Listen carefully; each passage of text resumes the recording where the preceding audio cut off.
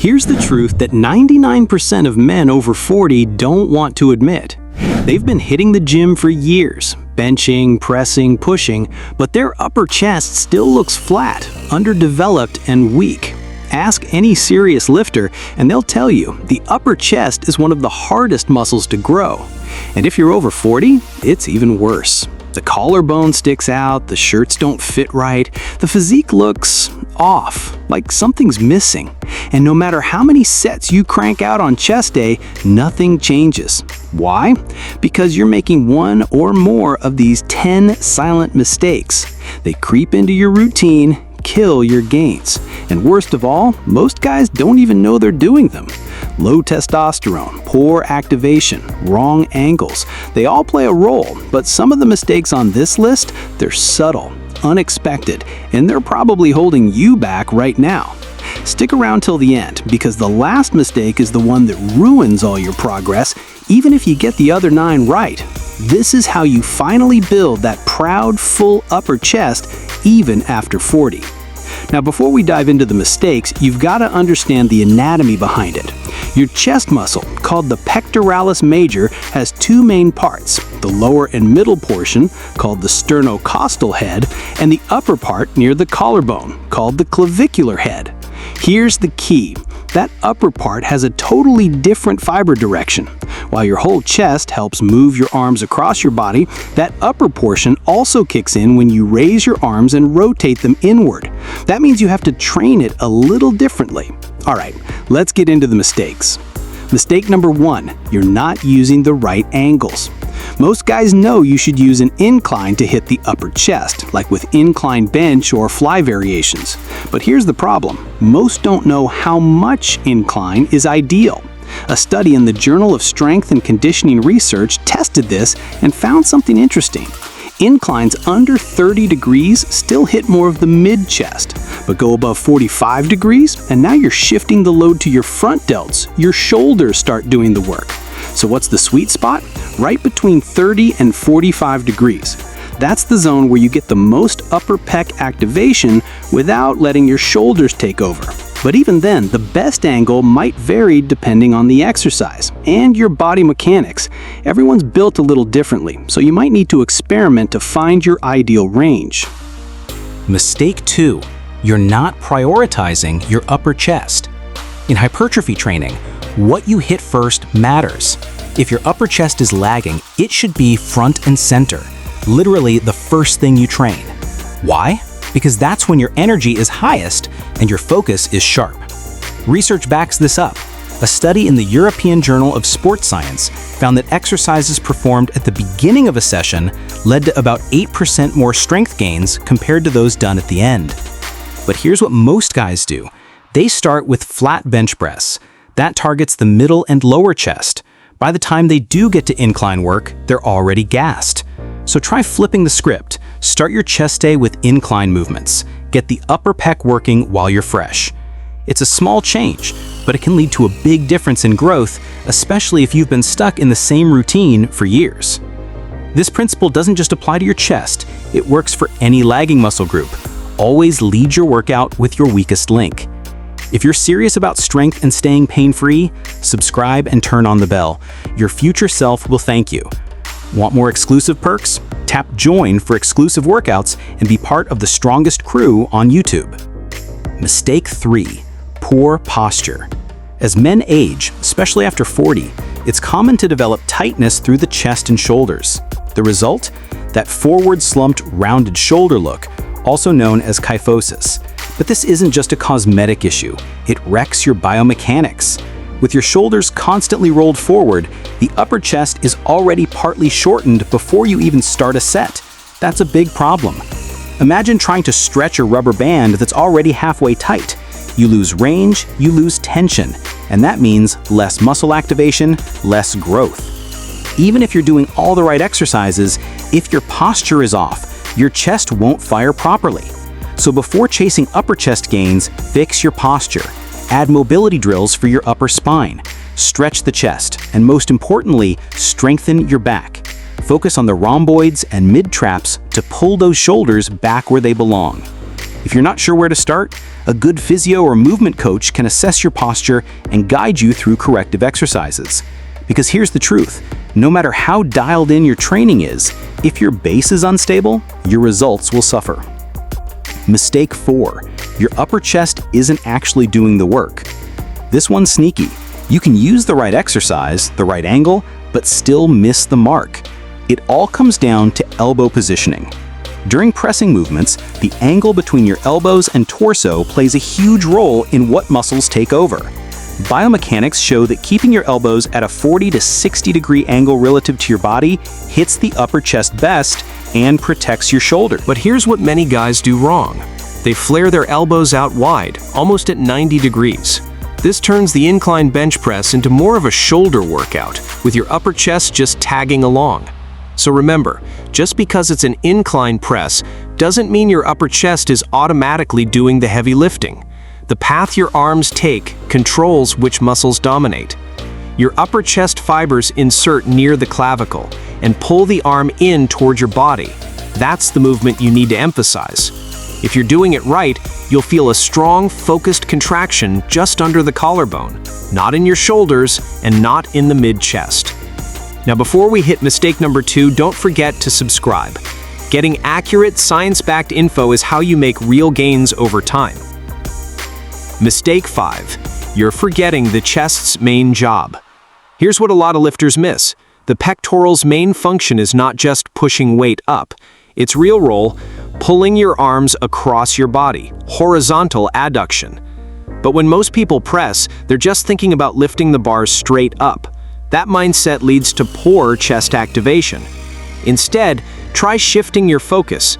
As you press, think about pulling your biceps toward the center of your chest. Visualize your pecs doing the squeezing, not just your arms doing the pushing. It might sound like a small change, but this tweak in mental focus can fire up your upper chest like never before. Here's something science backs up. Neuroscience studies on training show that having a strong mind-muscle connection, consciously squeezing the target muscle, can boost activation by up to 20%. That's a big deal. So, when you're doing pressing movements for your upper chest, don't just push the weight, squeeze it in. Think of it like this. Imagine hugging a giant tree. Try to bring your elbows together as you press. That simple mental cue keeps your upper chest in charge, not your front delts or triceps, which often take over during these moves. Now for mistake number 6, bad setup on the bench. This one happens before you even touch the weights, and it's a game changer. How you position yourself on the bench can make or break upper chest activation. Why? Because muscle fibers grow best when they're trained from a slightly stretched position. That's the length tension principle. To take full advantage of this, you need to set up your body the right way. Start by lifting your chest slightly toward the ceiling. Pull your shoulder blades back and down like you're pinching them together. This creates a small arch in your upper back and it pre-stretches the upper chest, putting it in the perfect spot to produce force. Mistake 7. You're chasing weight, not tension. It's easy to get caught up in the numbers, trying to press more weight week after week. But here's the problem. The upper chest doesn't care how heavy the dumbbells are. It responds to mechanical tension, the actual strain placed on the muscle fibers. And when the load gets too heavy, form breaks down. You start bouncing the weight, using momentum, or recruiting everything except the upper chest, like your shoulders, triceps, and even your lower back. Instead of ego lifting, focus on feeling the upper chest work through the entire range of motion. Slow down the tempo. Control both the lifting and lowering phases. Aim for tension, not just reps. Mistake 8. You're not staying hydrated. It sounds too basic to matter, but hydration can literally make or break your workout and your gains. Here's the truth. Muscles are over 70% water. Your blood, which delivers oxygen and nutrients to your working muscles, is mostly water. Your joints, tendons, and even your brain function all depend on hydration. And yet, most guys, especially over 40, go through their day mildly dehydrated without even knowing it. That dry mouth or lack of energy during your session? It's not just fatigue, it's your body screaming for water. Studies have shown that just a 1 to 2% drop in hydration can lead to significant decreases in strength, endurance, and power output. That means your incline presses feel heavier, your reps drop off faster, and your muscles don't contract as efficiently. Hydration also affects recovery. Without enough water, your body struggles to flush out metabolic waste and transport nutrients to damaged muscle tissue. That means slower repair and slower growth. So, what's the fix? Aim to drink at least half your body weight in ounces of water per day. For example, if you weigh 180 pounds, shoot for 90 ounces or more if you're training hard or live in a hot climate. Bonus tip? Start your morning with a tall glass of water and sip consistently throughout the day, not just during workouts. Don't underestimate this one. Hydration might seem small, but it has a massive impact on your performance, recovery, and results. Mistake 9. You're not eating for growth. Training is the stimulus, but nutrition is the foundation. And after 40, your body doesn't respond the same way it did in your 20s. You can't just eat whatever and expect to build lean muscle. Your hormones are different, your metabolism shifts, and your body's ability to absorb and utilize nutrients becomes more sensitive. The biggest issue? Undereating or eating without intention. Many guys trying to stay lean cut calories too aggressively, avoid carbs, or eat too little protein. The result? Low energy, poor recovery, and stagnant muscle growth, especially in stubborn areas like the upper chest. Here's what works. Prioritize protein. Aim for at least 0.8 to 1 gram of protein per pound of body weight per day. That means if you weigh 180 pounds, you're looking at 145 to 180 grams of protein every day. Lean meats, eggs, Greek yogurt, protein shakes. Make it part of every meal. Next, include complex carbs to fuel your workouts. Sweet potatoes, oats, rice, fruit. Carbs aren't the enemy. They're the fuel that help you push through those incline presses and recover afterward. And don't forget healthy fats, especially omega-3s, which support hormone production and fight inflammation. Think avocado, nuts, olive oil, and fatty fish like salmon. Bottom line, if you're not eating enough or if you're eating junk, you're handicapping your gains before you even pick up a weight. Mistake 10. You're not getting enough rest. This is one of the most overlooked and most damaging mistakes guys over 40 make. You can be doing everything right in the gym, training smart, hitting the perfect angles, even eating clean. But if you're not getting enough rest, your muscles simply won't grow. Why? Because muscle growth doesn't happen during training, it happens while you're recovering. When you sleep, your body goes into repair mode. Growth hormone is released, damaged muscle fibers are rebuilt, your nervous system resets. All the behind-the-scenes processes that actually create muscle happen after the workout ends. But here's the problem. As we age, our recovery slows down.